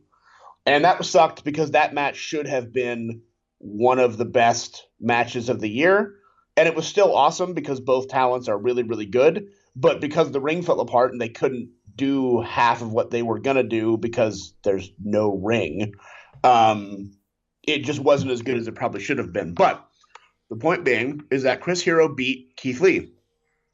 And at the end of that match, he got in the mic and he put over Keith Lee huge. Like, talked about how, this guy has made a huge impact and this guy has pushed me harder than most people I've ever been in the ring with, and basically told him that when Chris Hero left NXT and went to the Indies, he was missing something his entire career, and it took him going to the Indies and getting thrown into the fire to realize that he needed to develop a killer instinct. And the second Chris Hero developed that killer instinct of just elbowing motherfuckers in the face like it's nobody's business, he became unstoppable and just won all the time and was feared and was like respected as one of the best wrestlers ever, because he had that instinct to just go out there and knock someone's face apart for fun. And he told Keith Lee that when you discover that killer instinct, there is absolutely no one in the world that will be able to stop you. And Keith Lee's story thus far has him being kind of arrogant, the whole basking in my glory thing, the whole playing with his opponents because he knows he's bigger and stronger than them, and not treating the matches as seriously as maybe he should. And I think, hopefully, if Evolve knows what they're doing, and I think they do, that will obviously end in eventually him becoming maybe a heel and kind of unleashing that whole, I'm just going to murder everything because I can, because look at me. And when that happens, that will be the fulfillment of his Chris Hero prophecy of, when you decide that you can kill everybody, and you do, they're never going to get the championship off you, because no one in the world will be able to beat you when you do that. So I feel like even though that's a meta story on top of the Fred Yehi match, that's kind of been the story of Keith Lee for the last couple months, is a guy who should be winning every match and still does win a fair amount of them, to be honest, but doesn't win all of them or doesn't treat them as seriously as maybe he should, because he's so talented and so gifted and so bask in his glory that like he doesn't need to try as hard as maybe someone else does just to get by. So the fact that he was kind of going half speed in this match is sort of been the story of Keith Lee. I mean, he lost to Leo Rush. He lost to Ricochet. He's lost to people that he probably should beat simply because of his lack of that killer instinct that Chris Hero talked about. So again, I'm just adding a meta layer to that story. I'm not saying that you'll love the match because you know that, but I appreciate that they're sticking to that with the character and letting Keith Lee, because he is so arrogant, even though he respects Chris Hero, he's not just going to take Chris Hero's advice immediately because he's fucking Keith Lee. You know what I mean? So when that clicks with him, and whether it culminates in a heel turn or not, that is going to be great long-term storytelling. I mean, it is an interesting point and an extra layer that I don't know that it would make the match any better, but it would make it maybe slightly more palatable, I guess. And you know, and it brings up an interesting point as far as how storylines contribute to how some particular matches may be viewed. Because that was one of the other things that I would say I was going to bring up about sort of the Keith Lee persona, is that, you know, there is a lot of crowd interaction with him. There is a lot of personality on display during his matches. But I don't ever know that it adds to Keith Lee or how fans would respond to him. A lot of times it seems almost to be played for laughs. And I know we've talked at length on this show previously about sort of, you know, quote unquote cool heels, or people who are trying to get themselves over as being cool, but not necessarily, you know, giving into whether or not their person should be heel or babyface, good or bad, and how that can work against you in the long run. And I think that is something that does exist with Keith Lee. The storyline does sort of explain it a little bit more, but I do think there is an approach to take to sort of this cocky, arrogant, not take everything so seriously guy than sort of somebody who has the crowd laughing at his words. Because, we've talked about Fred Yehi. Fred Yehi won that match against Matt Riddle previously, and that was when Fred Yehi was part of the tag team champions. And seeing Fred Yehi win a singles match as sort of one half of the tag team champions meant a lot to sort of people being able to take Fred Yehi seriously and not just sort of as like a guy who is part of a tag team that gets put into a singles match. And, you know, in sort of the WWE headspace, clearly the half of the tag team guy doesn't matter because we're focusing on the singles competitor. I think here, when you have a guy who's sort of playing to the crowd for laughs at times, it doesn't really do well for the other guy that he's in the ring with, though, as well, because you don't want your crowd to really be laughing at your match. You want them to take your match seriously. You want them to be into the match. You want them to be into the character, and Keith Lee doesn't strike me as sort of the comedy act on the card. So I feel like there's sort of a disconnect there between how they want Keith Lee to be perceived and then how Keith Lee presents himself to the audience. Sure. No, like I said, I mean, there's 100% stuff to nitpick.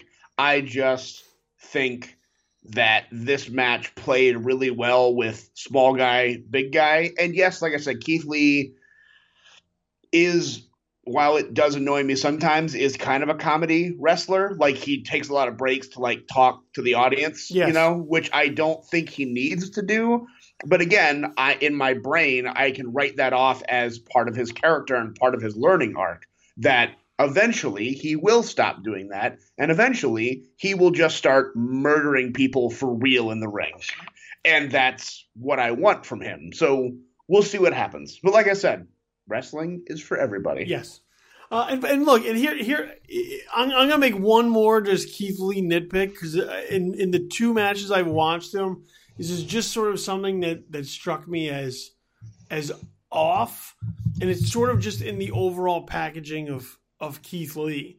For this guy who's sort of very cocky, very arrogant, knows he's better than everyone else, I feel like he should come to the ring in more than just a hoodie. I feel like I love the hoodie. Now, real fast. I do need to give a shout out to my friend Tyler Major, who has the best idea for Keith Lee when he finally goes to NXT, which I don't think will be that long. I think it'll be a year tops. Is that he wants Keith Lee to debut just on a throne with like Thanos gloves and just sit there in like a giant hood and just watch the wrestling and just be huge. And when it's finally his time to go and actually perform, he can, stand up. People will see how actually massive he is. He can take off his robe. He can do the whole basket by glory thing. And then when he does the shit that he can do, people are really going to believe that this dude can like fly and float and do things. I just want to see badass Keith Lee in a kingly robe on a throne for weeks until his debut. I do want to see him in a robe. Like, I think he should look extravagant. For that sort of personality, I don't want to put him in like Ric Flair robes, even though I think it would look amazing. No. But it should be something that sort of fits into his superiority complex. But also, like, at the same time, this is the conflict of Keith Lee, is the character of Keith Lee has a superiority complex. The reality of Keith Lee is that he's a nice boy from Texas. And he's always going to be that not always, probably not always, but that's just who he is. And I think he likes the idea of his sleeveless hoodie, his fucking U2 pants, like he's a dorky black guy from Dallas. Somebody needs to get a GoFundMe page going to buy Keith Lee some better ring, not even ring attire, ring entrance attire. I want to see this guy just come out in something better, just something like a. Hey, I'm not disagreeing with you, but again, I have been watching Keith Lee for damn near 4 years. I'm one of the lucky ones who got to see him, forever and forever and forever ago. And that's just how he dresses. And if he changed it, it'd be weird because he's always dressed that way. But like, you're right. Like his character, like someone who says basket my glory as much as he does and is obviously so prideful as he is as a character, should be way more extravagant and look more regal and refined and powerful than like, a hoodie and although I do love his tiny pants. I love his tiny little pants. He's so big and they're so small. They are really small. So good. They are really small. Sometimes I actually find it to be distracting because I feel like Keith Lee's junk is like right in my face. And I'm not even looking. It's just there. It's everywhere. Somebody GoFundMe just something better for Keith Lee. Yeah, because somebody who walks around talking about basking in their glory all the time should not be dressed like me. Like I'm just saying, or like my wife during like just bumming around the house days. Like it shouldn't look. It should be slightly more elegant. Let's leave it at that. So from Evolve 85, these two matches, I just found them to be okay. There were some things I did take away from here. I still like Fred Yehi. I'm still up on this guy, and I'd like to see him sort of move on to now that he's gone sort of solo, we'll see how that sort of develops for him within Evolve. And Kyle O'Reilly. I would like to keep watching Kyle O'Reilly try to make people tap out while kicking the shit out of them. That's another goddamn miracle that's happening at WrestleCircus. They actually reunited Red Dragon. Bobby Fish and Kyle O'Reilly are facing Pentagon and Phoenix, the Lucha Brothers. It's going to be bonkers. That show is going to be fucking bonkers. Watch WrestleCircus. Once again, dive hard. With a vengeance. With a vengeance. A quarter goes to Tom Nix every time you just think every time you say it. No, just every time you think about it. I'm going to have $2 by the end of the week. All right. Apparently, it is time to give me an erection. Hopefully, it does not last longer than 4 hours. So, Tom, what is the homework for next week so that I don't need medical attention? So, we talked about this several weeks ago, and I finally got around to watching it. This is an older match. I just watched it this last week, so I feel like it's definitely worth bringing up. Some of you may have already seen it because, again, this was from earlier in the year. But this might actually be my favorite match of the year, even more so than Kazuchika Okada and Kenny Omega at Wrestle Kingdom 11.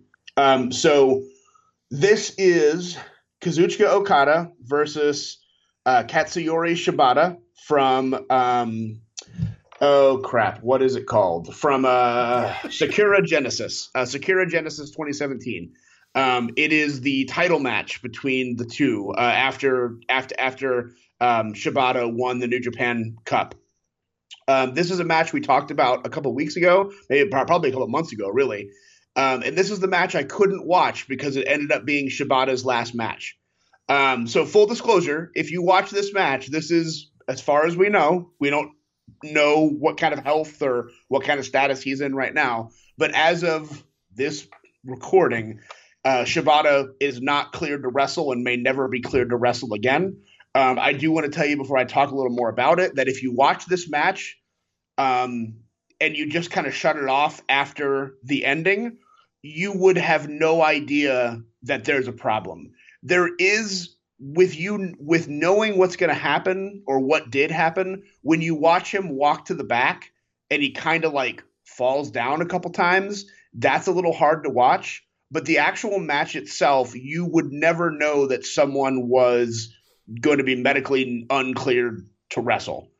So anyway, this is such a hard-hitting, bonkers match. It is two people giving it everything for a title. Very little dives, very little flippy shit, because neither of them are known for that. But Okada sometimes will pull that stuff out when he needs to. But Shibata is a straight-up wrestler and striker, and it is just two men putting everything on the line for the highest prize in their game. And the way this match builds and falls and builds and falls and all of the like key moments, I was just cheering on my couch. I love this match. So please go watch it. If you can't, I totally understand. I was in your boat for several months. I didn't want to watch a wrestler's last match knowing that it would be his last match. But now that I've seen it, I don't think it's, you don't see him truly get hurt. You don't see anything that would be like, oh my God, he landed extremely wrong and that's what happened. None of that is in the match. It's just perfect. I think it might be a perfect wrestling match. And Billy will shit all over it next week and we'll find out what happens. But if you want striking, it's here. If you want wrestling, it's here. If you want great counters, it's here. If you want, the false finishes and the near falls, it's here. Don't spoil it all, Tom. Don't put it all out there. Oh, shocking that a title match would have false finishes, you son of a bitch. So, just go find it. It's at the Sakura Genesis pay-per-view, I believe from March or April. I think April of this year. It is on New Japan Pro World. You can get that on English. I don't believe this one has English commentary, but I might be wrong about that. That's your match. Is go watch Katsuyori Shibata attempt to win the New Japan Pro title, or sorry, the IWGP title from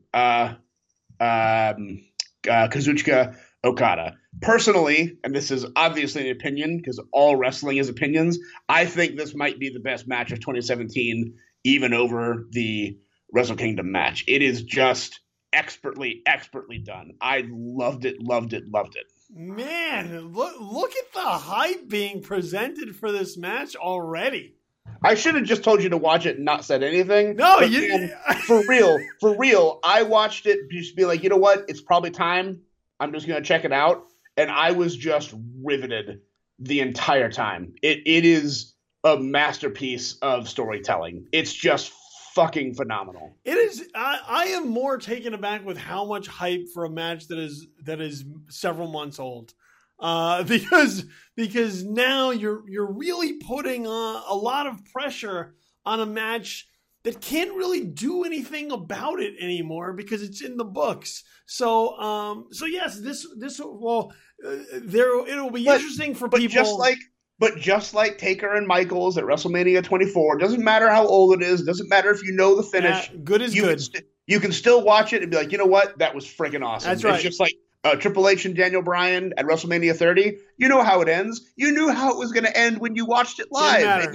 And you can still go back and watch it and be like, you know what? That was damn awesome. Yeah. This is the same thing. You might know how it ends. Doesn't matter. You might not know how it ends. You might watch it once and then watch it again the next day and still be just taken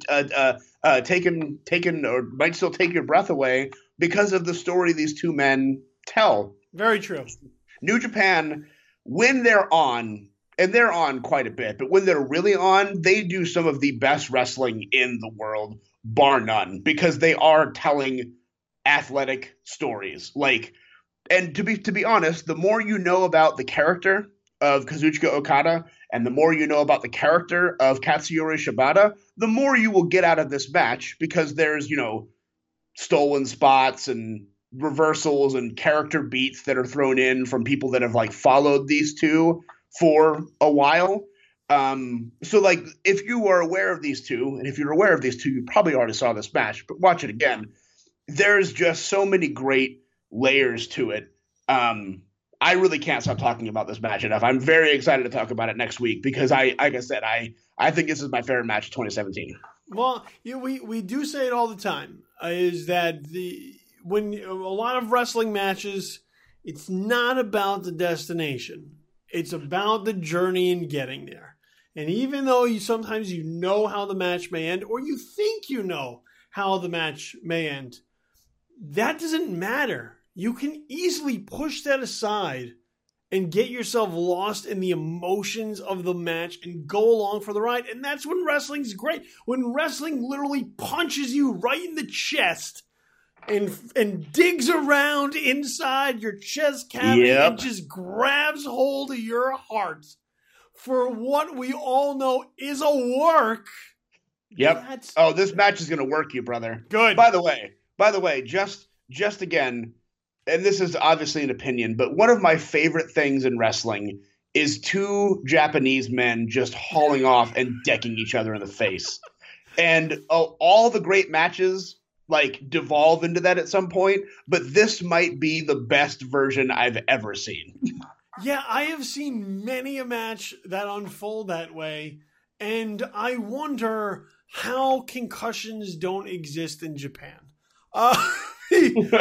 Because how could they not after some of those exchanges? So I look forward to it. My loins are tingling, hoping that the hype is real, because I have not gone ahead and watched this match, much like you. Upon hearing sort of the aftermath of the match, we've sort of discussed wrestlers' health before. It does feel a little weird sometimes to dive into those matches. So I did not take the leap along the way. There is a moment in this match that you will cringe at. Yes. It doesn't play as badly as a lot of injuries do or anything like that. But there's definitely a moment in this match where you will be like, oh, Jesus. It's okay. I've prepared myself for those moments by watching lots of Sasha Banks matches because I'm pretty sure something at some point will happen to my darling Angel for taking all of the risks that she does, her knees, her back. It's going to be something. So I'm sure the cringing, it's just a natural response at this point in time. But I look forward to this match, and I look forward to talking with you about this match next week, and trying to get in a word edgewise as you just slobber all over it for good reason. For good reason. This is a 5-star match of the year contender for you. So I look forward to giving you the floor next week to sort of Well, yeah. I mean, definitely we'll talk about it at length, but I definitely want to hear your thoughts on it. Again, you might not like it at all. I think that's very unlikely because I think this is just a objectively great wrestling match. But we'll find out. But like I said, it's everything you could possibly want. For me, it's got high tension. It's got great storytelling. It's got awesome suplexes. It's got 2 Japanese men punching each other in the face. It's everything I've ever wanted. There it is. Everything Tom Nix has ever wanted with a vengeance. He just got, that's only 15 cents because I didn't give you the You didn't say the whole thing. Yeah, I didn't say the whole thing. The great Tom Nix. Follow him on Twitter at the Tom Nix. TheTomNix. THE. Yep. THETOMNIX. That's me. Yeah, we should definitely get a song out of that. Tom Nix, thank you. Always a pleasure, my friend. And get on that homework for next week. We're going to New Japan. Yeah. All right, Tom. Thanks a lot, man. See you guys. Lots of wrestling to digest this week. Kind of par for the course here at the IWC. So I want to thank you for coming along on this journey with us this particular week. Talked Extreme Rules, talked Evolve, talked New Japan Pro Wrestling. So lots for you to sort through, sift through, think about. That's the way we like it here as you join us for a show. My thanks go out to Brian Campbell at CBS Sports for joining me, and as always, Tom Nix. Once again, make sure you follow him on Twitter, bcampbellcbs, as well as at the Tom Nix. Follow me on Twitter as well, at InfamousKid, and you can follow the official Twitter handle of this particular podcast at the IWC Show for all notifications dealing with intelligent wrestling conversation at the IWC Show. Make sure you subscribe to this podcast wherever it is most convenient for you. We are on iTunes, Stitcher, Google Play, Blueberry, SoundCloud, TuneIn, you name it, we're there. So subscribe to this podcast if you haven't already. That way you never miss an episode, even the ones that AT&T screws me over on. But you never miss an episode. They're all delivered directly to you. And while you're there, make sure you rate the show. So give us a 5 stars for our 5-star effort. And comment on the show. Leave some feedback for us as well as for other people. Let them know why you like this show, why you think this podcast is so awesome. Just take a couple of minutes, write a couple of words down, and let people know why they should gravitate towards intelligent wrestling conversation. It's good for us, which means it's good for you. So once again, subscribe, rate, and comment. Just a couple of minutes, and I'll be greatly appreciative of you putting forth that effort for me. Beyond that, we'll be back next week talking more wrestling, including some New Japan, because that's the homework. Get that homework done. Don't procrastinate. Get it done. I know we're heading into the summer, but just finish it, and we'll talk about it next week, as well as plenty of other wrestling on tap as you join us for another episode of Intelligent Wrestling Conversation. I have been your host, Billy Donnelly. This has been the IWC Podcast. I'll see you back here next week to talk more wrestling. Have yourself a pleasant, immediate future. I'm out for now. Peace.